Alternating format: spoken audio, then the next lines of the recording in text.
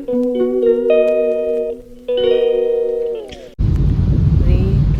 go away, come again another day. इतनी बारिश बता नहीं सकती। गुड मॉर्निंग, कैसे हैं आप सब? आप सभी को आज का दिन बहुत शुभ रहे। जो मेरे दोस्त भारत में हैं और जो भारत से बाहर हैं, मेरे रिश्तेदार, मेरे दोस्त, सभी को मेरा राम राम। और क्या चल रहा है? तो देखिए, मैं निकल गई हूँ ऑफिस के लिए और अपने व्लॉग की शुरुआत हमेशा कार के अंदर से करती हूँ, क्योंकि मुझे ये कार बहुत प्यारी है और प्यारे लोगों के साथ बैठोगे तो आपके मुंह से अच्छी बातें ही निकलेंगी। पता है आपको क्या हो गया है आजकल? रोज़ सुबह जब निकलती हूँ, मैंने गाड़ी में पाँव रखना और वहाँ बारिश ने बरसना शुरू कर देना। हाँ भाई, मुझे बारिश बहुत पसंद है, इसमें कोई दो राय नहीं है, लेकिन ट्रैफिक जैम से इतनी हालत ख़राब हो रही है। और आपको कल का किस्सा बताती हूँ। कल क्या हुआ कि ऑफिस पहुंचे, ऑफ कोर्स लेट तो होनी थी ट्रैफिक की वजह से। सिर्फ और सिर्फ 1 मिनट लेट हुई हूँ मैं, और मुझे अटेंडेंस नहीं लगाने दिया गया और मेरी हाफ डे लगा दी गई। और मुझे ऐसा लगा कि ये चीज़ मेरे साथ ही हो रही है। बट जब मैं वापस अपने लैब के अंदर गई, अपने रूम में गई, तो क्या देखती हूँ, कोई भी नहीं आया हुआ था। हम सिर्फ 2 या 3 लोग आए थे। तो ऑलमोस्ट 99% लोगों की कल लीव लगी। बहुत ही मज़ा आया। और फिर हम सबको एक चेतावनी दी गई कि अब आगे से क्या करना है। अगर बारिश हो तो आपको कितने जल्दी घर से निकलना है। No matter what, rules are rules. अच्छा लगा मुझे बुरा नहीं लगा, क्योंकि क्या होता है ना, हम धीरे धीरे अपनी जॉब को फॉर ग्रांटेड लेने लगते हैं और खिलवाड़ करने लगते हैं। यार, हमारी रोजी रोटी है, हमें सैलरी मिलती है वहाँ से, तो कम से कम हमें इतना ईमानदार तो होना चाहिए कि हम प्रायोरिटाइज करें अपने जॉब को, प्रायोरिटी दे, उसकी वैल्यू करें, है ना। क्योंकि जब कभी, मैं नहीं जानती आप लोगों के साथ हुआ या नहीं, कई बार किसी निजी कारण से मुझे अपने जॉब छोड़ने पड़े। और जब मैंने जॉब छोड़ा तो मुझे रियलाइज़ हुआ कि कितना मुश्किल है बिना किसी काम के घर पे बैठ जाना। क्योंकि घर के कामों में मुझे इंटरेस्ट ज़्यादा नहीं रहा है। मुझे हमेशा कुछ ना कुछ क्रिएटिव करने का शौक़ रहा है। तो ऐसे में जब आप घर पे बैठते हो ना, तो आपके लिए जीना मुश्किल हो जाता है और फिर फाइनेंशियली आपका जो ग्राफ है ना, वो डाउन होने लगता है, विच इज़ नॉट गुड। तो चलिए आगे मिलती हूँ आपसे, देखते हैं आज दिन भर के क्या रहेगा, क्या कार्यक्रम रहेगा, क्या नया मैं दिखा पाऊँगी। अभी तो मैं एक बहुत ही इम्पोर्टेंट मीटिंग के लिए जा रही हूँ और उसके बाद मैं आपसे मिलती हूँ। पहली थी वो ये थी कि अपने हौसले की तू खुद से एक अलग कहानी बना। अपने हौसले की तू खुद से एक अलग कहानी बना। हो सके तो खुद को फिर से झांसी की रानी बना। हमारा जो देश है ना, वो बेसिकली इसलिए नहीं कहा जाता सोने का खदान या फिर सोने की चिड़िया। इसको इसलिए नहीं कहते क्योंकि यहाँ पे कोहिनूर का हीरा था, इसलिए कहते हैं क्योंकि सारे इंटेलिजेंट लोग इधर ही होते हैं। क्योंकि नाथ हो, सिद्ध हो, जैन हो, जितने भी जो हैं वो इंडिया से ही हैं, भारत से ही हैं। तो जिसमें से बहुत ही कम जिक्र होता है नारी का, जैसे भारती, गार्गी, इन सब के बारे में लोग नहीं जानते हैं। तो नारी को तुम कमजोर ना समझो, रत्न है ये खदान की, बेटी है हिंदुस्तान की। इसमें हम अपनी प्रतिक्रिया देंगे, ठीक है। तो जो पहली कविता थी वो बहुत खूबसूरत थी, बहुत सिंपल शब्दों में थी और हमें समझ में आ रहा था कि तुम कहना क्या चाह रही हो। लेकिन दूसरी जिसने भी लिखी, उसको सबसे पहले तो बहुत ही बधाइयाँ। ये मैं अपने व्लॉग में डालूंगी, तो वो मेरा व्लॉग सुनेगा या सुनेगी, sorry, I am not judging. लेकिन उसको बोलना थोड़ा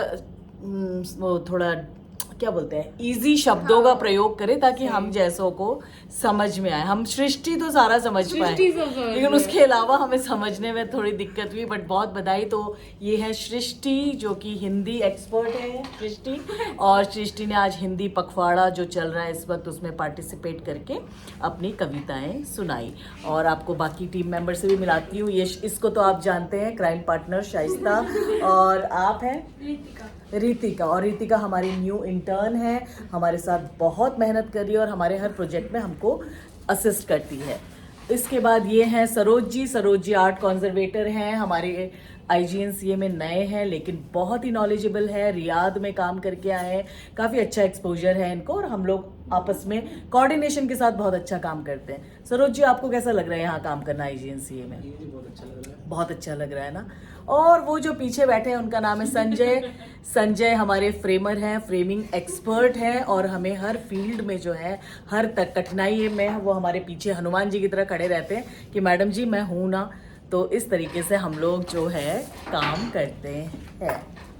शाम के बज गए हैं 5 यानी कि 5:15 और अब घर जाने का टाइम हो गया है। लेकिन घर जाने से पहले के कुछ प्रोटोकॉल्स होते हैं, हमें पूरे दिन की रिपोर्ट देनी होती है, हमें बताना होता है हमने क्या क्या किया, अटेंडेंस लगानी होती है। तो अब मैं उसके लिए जा रही हूँ और उसके बाद 5:30 तक मुझे वेट करना होगा और फिर कार्ड पंचिंग होगी और कार्ड पंचिंग के बाद मैं घर की तरफ जाऊँगी। ये लोकेशन ढूंढी हमने। बताओ हम ओरिजिनल हैं कि शीशे में? बताओ बताओ बताओ। डुप्लीकेट ही लग रहे हैं। डुप्लीकेट लग रही है। हमारी आत्माएं हैं, ये हमारी आत्माएं हैं जो बाहर निकल गई हैं क्योंकि अब घर जाने का टाइम हो गया। हमारी आत्मा पूरी निकल चुकी है काम करते करते। क्यों? यस, अब हम पानी लेने जा रहे हैं। अपने पानी की बोतल दिखाओ। ये पानी भी ऑफिस से लेके जाती है अपनी सैलरी का, जो सैलरी में कमी है वो यहाँ से पूरी करके जाती है। मिलते हैं आपसे।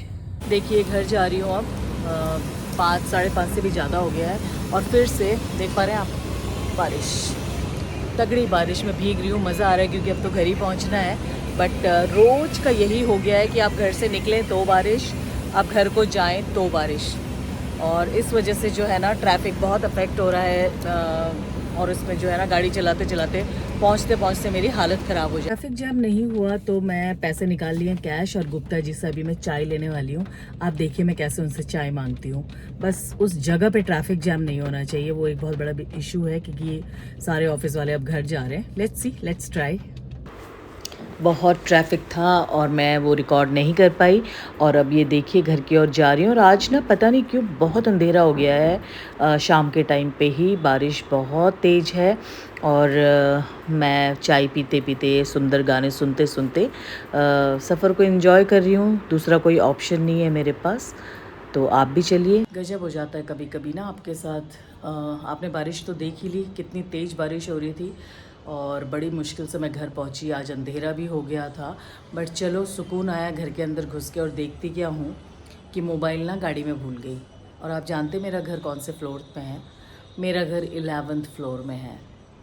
समझ ही नहीं आया क्या करूँ।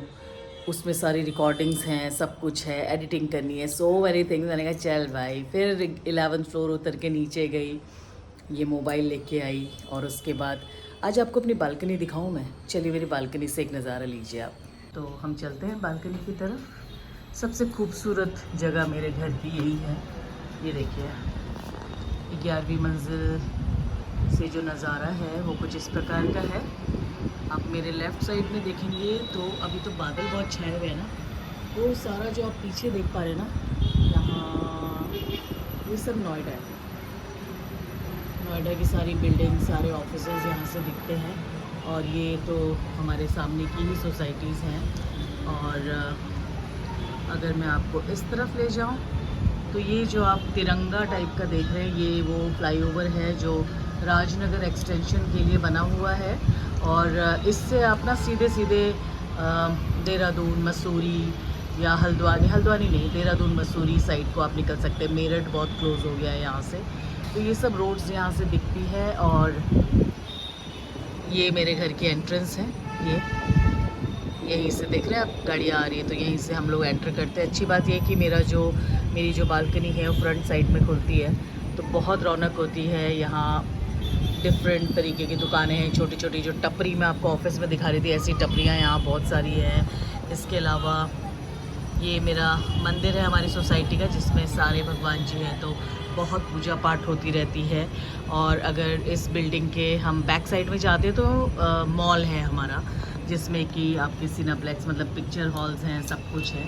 तो ले दे के जब हम यहाँ शिफ्ट हुए थे हम बहुत दुखी थे, हमें दिल्ली से नहीं आना था यूपी में, लेकिन अब हम यहाँ से कहीं जाना ही नहीं चाहते क्योंकि बहुत रौनक लगती है। और अब जैसे धीरे धीरे आपको पता है ना, तीज त्यौहार आने शुरू हो जाएंगे, फिर आपको मैं दिखाऊंगी कितनी रौनक होती है यहाँ पे।